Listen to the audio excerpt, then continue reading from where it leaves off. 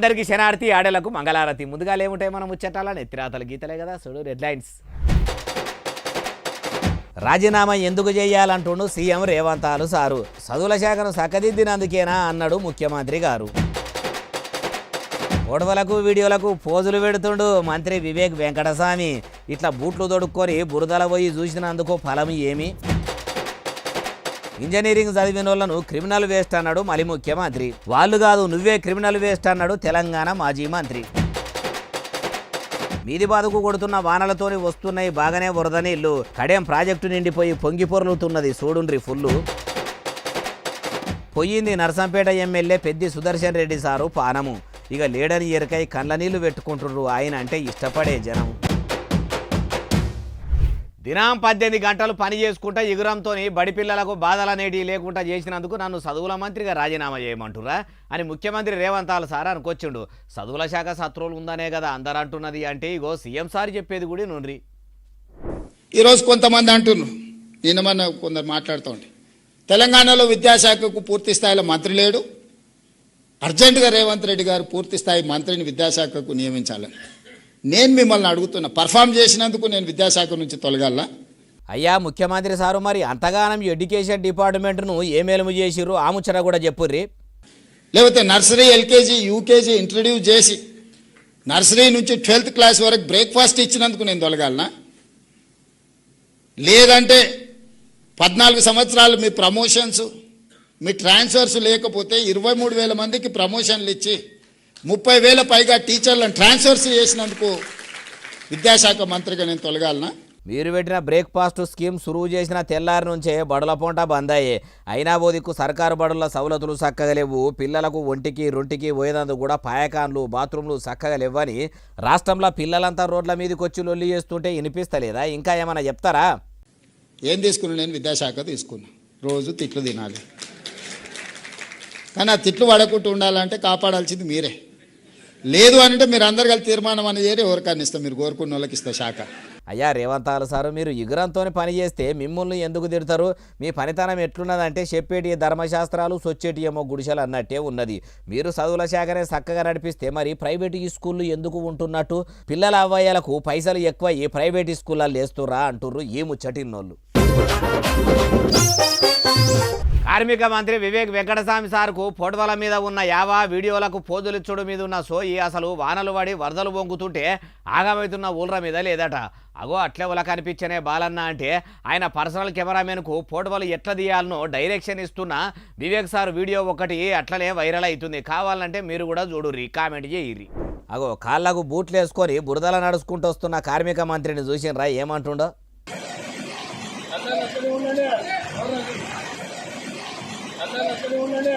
మరి అందరు ఎందుకు వద్దంటుండు? అందరూ వస్తే ఆడ జాగజాలది ఫోటోలు వీడియోలు చక్కగా రావనా ఎట్లా అంటే ఇనుండ్రి.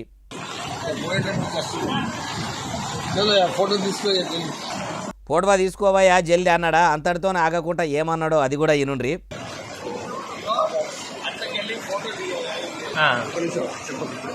నీళ్లు గర్లవాడేటట్టు ఫోటోది ఇమ్మంటుండు. చూసినరా సారుకు ఫోటోలకు పోజులు ఇచ్చుడన్నా వీడియోలకు పోజులు పెట్టుడన్నా మహా పాయిరమే ఉన్నట్టు అనిపిస్తలేదు.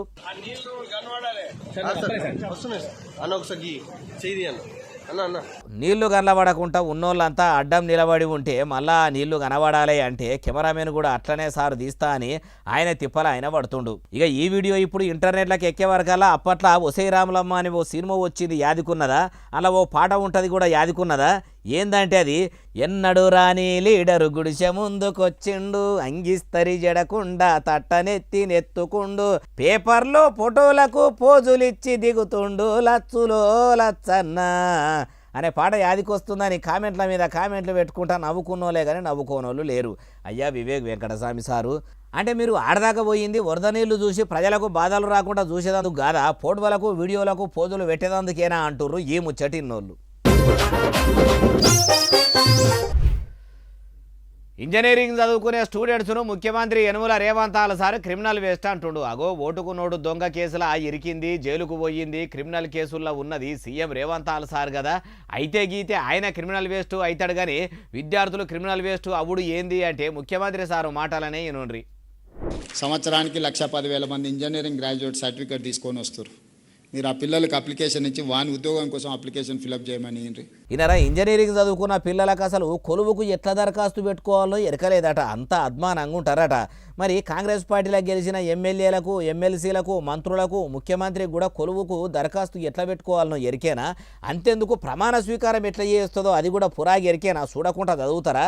అది సరే కానీ ఇంకింత అయ్యనుండ్రి. టీచర్లకు మీకే చెప్తున్నాను, మీరు వాళ్ళని పిలిచి ఇంజనీరింగ్ సర్టిఫికేట్ తీసుకొని వచ్చి మీరు చదువు చెప్తున్న ఊరిలో ఉన్న పిల్లలు పిలిపించి ప్లెయిన్ పేపర్ ఇచ్చి ఒక జాబ్ కోసం అప్లికేషన్ ఫిలప్ చేయమని. ఇది క్రిమినల్ వేస్ట్. ఇన్నరా క్రిమినల్ వేస్ట్ అట. మరి వాళ్ళు క్రిమినల్ వేస్ట్ అయితే కేసుల్లో ఇరికి జైళ్ళల్లో చిప్పకూడదని రాజకీయంలోకి వచ్చి రాజకీయం చేస్తున్నోళ్ళు ఏమవుతారు? శుద్ధపూసలు అవుతారా? ముఖ్యంగా ముఖ్యమంత్రి గారు మీరు కూడా ఓటుకు నోటు కేసుల ఇరికి అడ్డం పొడుగు దొరికిన దొంగ కదా, మరి మీరు ఏమవుతారో మీ నోటితో మీరే చెప్పాలి. ఈయన ఇట్లా అనగానే మాజీ మంత్రి జగదీష్ రెడ్డి సార్ ఊకుంటాడా? ఇట్లా చేసుకున్నాడు. మన పిల్లలు తెలంగాణ నుంచి మన గురుకుల పాఠశాల చదువుకున్న పిల్లలు పోయారు మొత్తం.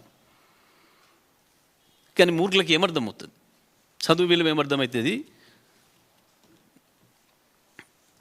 ఎవడో రాసిచ్చింది చదివితే మనసుతో వస్తే కదా, మనసులోంచి వస్తే కదా. రాసిచ్చింది చదివితే గట్టినే ఉంటుంది. అదేదో న్యూక్లియర్ చైన్ రియాక్షన్ లాగా నోటికి ఏది వస్తే అది వాగడు. 250 మంది పిల్లల సావుకు కారణమైన ముఖ్యమంత్రి కూడా ఈ లెక్కన క్రిమినల్ వేస్టే కదా. ఎందుకంటే కొలువుకు దరఖాస్తు పెట్టుకోరాదని చెప్పిన ముఖ్యమంత్రి కం చదువుల మంత్రి మరి చదువుల శాఖను ఎందుకు చక్కదిద్దకపాయే?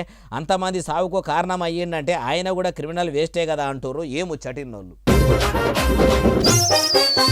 3 దినాల బట్టి రాష్ట్రంలో వానలు పడతానే ఉన్నాయి కదా. ఇంట్ల కాలు బయట పెట్టకుండా ముసురు మంచిగా మోపాయింది. అట్లనే పక్క రాష్ట్రాల పొంట కూడా వానలు గట్టిగా పడేసరికి అటు గోదావరి ఇటు కృష్ణమ్మలు పరుగులు తీస్తుర్రు. మరి ప్రాజెక్టులకు నీళ్లు మస్తుగానే వస్తున్నాయంటే చూద్దాం పారి. నిర్మల్ జిల్లాలో పడుతున్న వానలకు వరదలు పెరిగి కడెం ప్రాజెక్టుకు పెద్దెత్తున వరద పోటెత్తింది. ప్రాజెక్టుల నీళ్లు పెరిగేసరికి నీళ్ల ఆఫీసర్లు కూడా 6 గేట్లు ఎత్తి కిందికి దించుతుర్రు.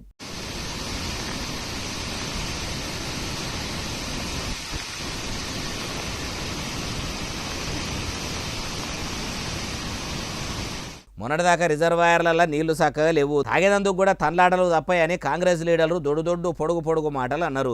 ఇప్పుడు ప్రాజెక్టులకు వరద నీళ్లు వస్తున్నాయి కాబట్టి ఎగురంతో ఇప్పుడన్నా రిజర్వాయర్లలో నింపే పని పెట్టుకుంటే మంచిగుంటుంది. అటు గోదావరిలో కూడా వరద నీళ్లు పెరిగినాయి. చూసినరా మేడిగడ్డ బ్యారేజీ కాడ కూడా గోదావరి నీళ్లు ఉత్తగా పోతున్నాయి. ప్రాజెక్టు కాడ ఇన్ఫ్లో 1,00,000 చిల్లర క్యూసెక్కులు ఉంటే అవుట్ ఫ్లో కూడా అంతనే ఉన్నదట. మొత్తం 85 గేట్లు ఎత్తి నీళ్లు మొత్తం కిందికి ఇడిచిపెడుతున్నారు.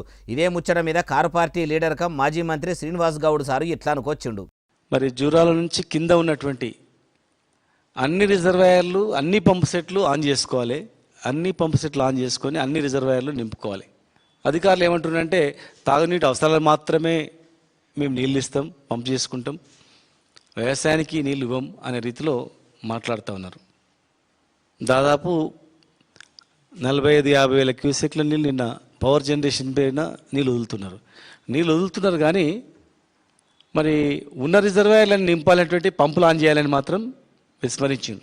కొన్ని పంపులు ఆన్ చేసిండ్రు, కొన్ని పంపులు ఆన్ చేయలేదు. ప్రాజెక్టులకు వరద నీళ్లు వచ్చుడే కాదు, ములుగు జిల్లాల మొత్తం వరదకు రోడ్డే కొట్టుకపోయిందట. చూసినరా చిన్నగా ముసురు పెడితేనే రోడ్లు మొత్తం ఇచ్చుకపోయి కొట్టుకపోతున్నాయి. ఇంకా గట్టిగా వానలు పడి వరదలు వంగితే ఊళ్ళు మునుగుడేనా అంటుర్రు ఈ ముచ్చటిన్నోళ్ళు.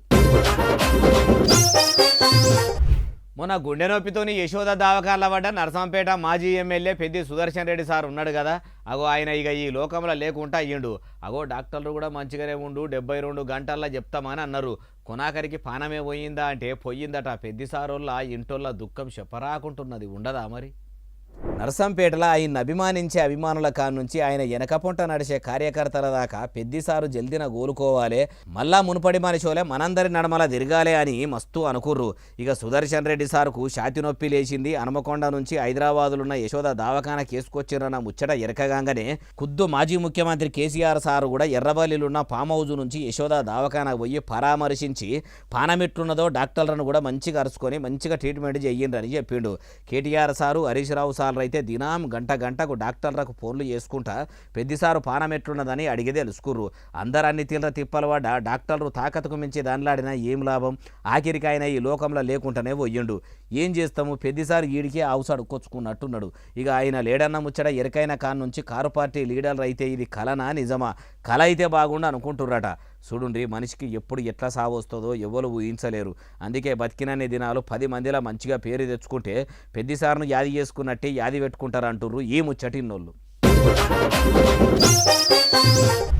7,437 పోలీసు కొలువులు వేసుడైంది. మొన్నటి సంది 20,000 కొలువులు వేయాలని మేం చెప్తుంటే మీ షైపార్టీలకు చెవి మీద పేను వారినట్టు కూడా లేదా అని అశోక్ నగరు చిక్కడపల్లి లైబ్రరీ కాడ ధర్నాకు దిగిర్రు విద్యార్థులు.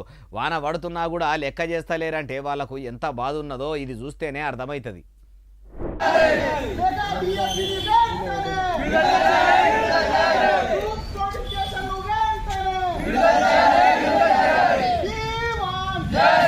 ఇనరా మెగా డిఎస్సిని అట్లనే ఖాళీగా ఉన్న గ్రూప్ 1, గ్రూప్ 2, గ్రూప్ 3, గ్రూప్ 4 నోటిఫికేషన్లను కూడా విడుదల చేయాలని ఇట్లా రోడ్డెక్కి సిక్కడపల్లి లైబ్రరీ కాడ చినుకులు పడుతున్న అశోక్ నగర్ల వానతోని ఆగమాగమున్న వానను కూడా లెక్క చేయకుండా ఇట్లా నినాదాలు ఎత్తుకుండ్రు.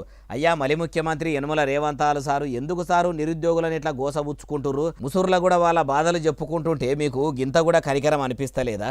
ఎందుకు వాళ్ళ బతుకులతో ఆడుకుంటారు? ఆ నిరుద్యోగులే తలుచుకోకుంటే మీ కాంగ్రెస్ పార్టీకి మద్దతు ఇయ్యకుంటే మీరు అధికారంలోకి వచ్చేటోళ్ళ ముఖ్యమంత్రి అయ్యేటోళ్ళ ఎన్నడైనా తిన్నరేవు తలవాలే. అట్లా చేయకుండా చెయ్యిచ్చి చేరదీసిన చేతునే నరక చూసినట్టు మీరు ఇట్లా చేస్తే విద్యార్థులు ఏం తక్కువ కాదు. వాళ్లకు అడుగుడు తెలుసు కడుగుడు తెలుసు. ఎట్లా గద్దె మీదకి ఎక్కిచ్చిరో అట్లనే గద్దెను కూడా దించుతారు.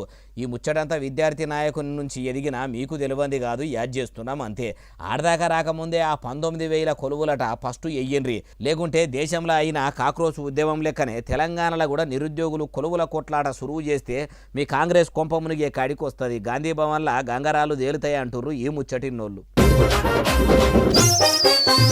దవాఖానలో కాటన్ నిండా తాగి పారేసిన ఖాళీ బీరు సీసాలు ఉన్నాయట. అగో ఆసుపత్రిలో సూదులు మందులు సక్క ఉండయి, డాక్టర్లే సక్క ఉండరు అనంగయిందంగాని వైన్ షాపులో దొరికే బీరు సీసాలు ఉండు ఏంది అంటారా? నివద్దనే ఉన్నాయి. మరి అవి తాగినోళ్ళు ఎవరో అరుచుకుందాం పండి.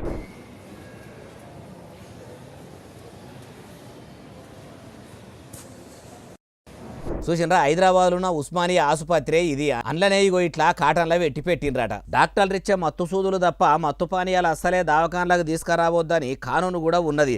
దావకాన్లకి ఇట్లా బీరు సీసాలు వచ్చుడేంది? ఇవేనా ఇంకా గంజాయి డ్రగ్స్ అసోంటి పాడుమల్లే కూడా పార్సల్ చేస్తుర్రా? ఉస్మానియా దావకాన్లు ఉన్నోళ్ళు ఎంత లాపర్వగా ఉంటే ఇట్లా బీరు సీసాలు లోపలికి వస్తాయి చెప్పుర్రి.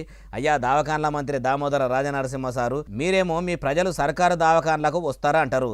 మీ ప్రజలు వచ్చే సర్కారు దావకాన్లల్లో ఇట్లా బీరు సీసాలు పెట్టుమని మీరే చెప్పిర్రా? లేకుంటే తాగిన ఖాళీ సీసాలు ఏరుకొచ్చి ఇట్లా తలుపుల దగ్గర పెట్టుమని చెప్పిర్రా?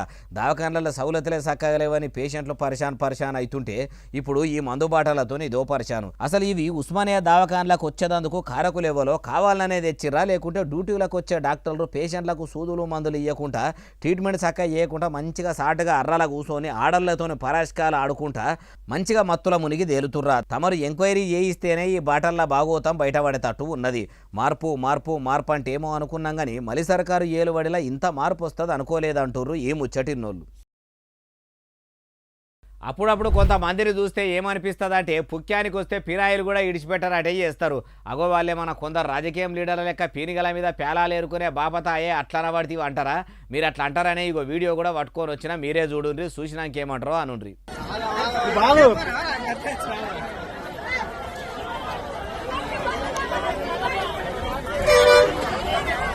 చూసినరా వరంగల్ ఖమ్మం పెద్ద రోడ్డు మీద మహబూబాబాద్ జిల్లా తొర్రూరు మండలము మాటేడు ఊరి స్టేజి కాడ షేపుల లోడుతో పోతున్న డీసీఎం కంట్రోల్ తప్పి ఆయనతో బోర్లబడి దాని షేపులు మారిపోతే ఆ లున్నోళ్ళకి ఎట్లున్నది ఏమన్నా దెబ్బలు తాకినే అన్నది మరిచిపోయి అందినగాడికి బండ్లున్న షేపుల డబ్బాలు ఎత్తుకపోయిండ్రు. బోర్లబడ్డంత సేపు కూడా కాలే, మొత్తం ఖాళీ చేసిర్రు. పోతే మళ్ళా దొరకాయి అన్నట్టు సంచులకు సంచులు ఎత్తుకపోతురు. కానీ ఇదే డీసీఎంను ఇదే రోడ్డు పక్కకు ఆపుకొని అమ్మా షేపులు అగ్వకాని అన్నా గాని ఎవరన్నా బండి ఆపి కొనటోళ్ళ పుక్యానికి వస్తున్నాయి కాబట్టి ఇట్లా ఎత్తుకపోతుర్రు. కానీ ఇదే రోడ్డు మీద ఇట్లనే షేపుల లోడుతో పోతున్న డీసీఎం కు బదులు ఏ కోడెరువులారో ఏ పెండలారో లేకుంటే ఏ సెప్టిక్ ట్యాంకరో బోర్ల పడితే ఇట్లనే ఎగబడి ఎత్తుకపోయేటోళ్ళ. ఈ డీసీఎం పాడుగాని ఈడనే బోర్ల పడాలనా? డ్రైవర్ కు గాయంత సోయి లేకుండా నడుపుతుండా? పొదుగాలనే తాగి చెడిపోయిండా? ఏం మనిషి ఉన్నాడమ్మా ఈ ముసురులా ఈ మురికి వేటివాయే అంత గబ్బు వాసన అనకపోదురా? మీకు కూడా ఇట్లా చూస్తే ఏమనిపిస్తుందో కామెంట్ చేయిర్రు అంటుర్రు ఈ ముచ్చటిన్నోళ్ళు.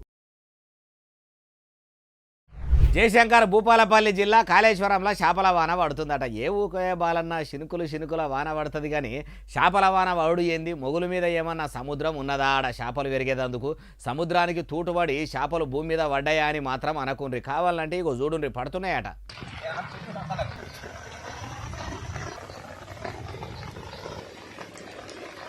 చూసినరా ఒక్కొక్కటి ఎట్లున్నాయో పావు కిలో అర్ధ కిలో ఉండేటట్టు ఉన్నాయి కదా, ఒక్కొక్కటి అస్సలు అనిపిస్తలేవు, సట్టకు సట్టు ఉన్నాయి. మొగులంటే గాన్లో పడుతుంది కానీ పోదామంటే అందనంత దూరంలో ఉంటది. అంత పెద్ద మొగులు మీదకెళ్ళి ఇంత చిన్న చేపలు ఇట్లా రాళ్ల నడమల రప్పల నడమల సీసీ రోడ్ల మీద డాంబర్ రోడ్ల మీద పడుతుంటే కూడా బతికి ఉన్నాయంటే అవిడికి భూమి మీద కాళేశ్వరం ప్రాజెక్టులో ఉన్న నాసు మంచిగానే బాకీ ఉన్నదేమో అనిపిస్తలేదు. లేకపోతే ఒక్క అంతస్తు మీదికెళ్ళి నూకేస్తేనే మనుషులకే కాళ్ళు రెక్కలు ఇరుగుతాయి. అడువడిది మొగులు మీదికెళ్ళి పడ్డాయంటే అవి బతికినాయంటే అవిటి తోలన్న బలంగా ఉండాలి, లేకుంటే అవిటి ఆవుసన్న గట్టిదై ఉండాలి. ఇక ఇట్లా మొగులు మీదికెళ్ళి ఈ చేపలు పడే వరకల్లా ఇదెక్కడి ఇచ్చంత్రం, ఇది మాయనా మంత్రమా? భూమి మీద ఉన్నట్టే మొగులు మీద కూడా చెరువులు కుంటలు వాగులు వంకలు ఉన్నాయా? అక్కడ ఉన్న ఏ చెరువు కన్నా గండి పడితేనో ఏ వాగు మత్తడన్నా తెగిపోతేనో తొవ్వదప్పి ఇట్లా భూమి మీద పడ్డాయా అనిపిస్తున్నది అంటుర్రు ఏ ముచ్చటిన్నోళ్ళు.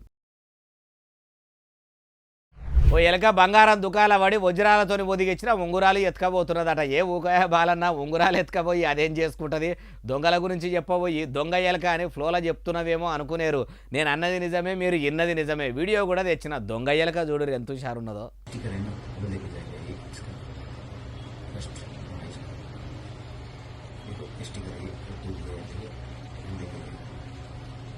చూసినరా, చూస్తే ముత్తెమతనే ఉన్నది. తోకు ఒప్పుకుంటా మంచిగా బంగారం దుకాణాలకు వచ్చింది. ఎవ్వరు లేనిది చూసి దానికి నచ్చిన ఉంగురాలు ఎత్తుకపోడు పెట్టిందట. అట్లా ఒకటి కాదు 2 కాదు 10 ఉంగురాలు 2 గొలుసులు ఎత్తుకపోయిందట. అవి తీసుకపోయి ఏడబెట్టిందంటే మనుషులకు ఇల్లు ఉన్నట్టే దానికి కూడా పొక్కు ఉంటది కదా, చక్కగా తీసుకపోయి ఎలక పొక్కల పెట్టుకుంటుందట. మొదలు ఎవరో దొంగలు తీసిండ్రని అనుమానపడ్డారట. స్టాప్ లో ఎవరైనా దొంగలు ఉన్నారా అని కూడా అనుమానం ఉండేనట. కానీ సీసీటీవీ చూస్తే ఏమున్నది, ఎలక ఉంగురాలు ఎత్తుకపోతున్న భాగోతం మొత్తం బరిబద్దలయ్యింది. ఇక దాని పొక్క ఏడున్నదో ఎంకులాడుకుంటా పోయి చూస్తే ఏమున్నది, దాంట్లోనే 10 ఉంగురాలు ఉన్నాయి. అమ్మా ఎలుక ఎంత హుషారున్నవే, 10 లక్షల ఖరీదు చేసే నగలే ఎత్తుకపోయినావంటే నువ్వు మామూలు ఎలుకవు కావు అనుకొని అప్పుడు అందరు సలబడ్డారు. మరి ఎలుక ఎత్తుకపోయింది అన్నట్టు మొత్తం రుజువులతో తెలిసింది కాబట్టి దాని మీద కూడా పోలీసులకు ఫిర్యాదు అయ్యి కేసు పెడతారా? ఒకవేళ ఎలుక మీద కేసు పెడితే కోర్టులో ఎసోటి శిక్ష పడుతుందో కామెంట్ చెయ్యండి అంటుర్రు ఈ ముచ్చటిన్నోళ్ళు. ఇంతకు ఈ దొంగ ఎలుక దొంగతనం చేసింది ఏడనో చెప్పలేదు కదా, మనతాన కాదు బెంగళూరు దగ్గరలున్న తుమకూర్ల. ఇవి అలానే తెచ్చిన ముచ్చటనే అసలు నెల ఎస్ఎస్సీ డిజిటల్ బాగా సబ్స్క్రైబ్ చేస్తారు, బాగా కామెంట్ చేస్తారు, బాగా లైకులు చేస్తారు, బాగా షేర్ చేస్తారు. ఇట్లనే ఆదరించి ఇక్కడ ముచ్చలు మీకు కనిపిస్తూనే ఉంటాం. మరి సెలవు శనార్థి దండం పబ్బతికి ఏమైనా ఉంటే అన్ని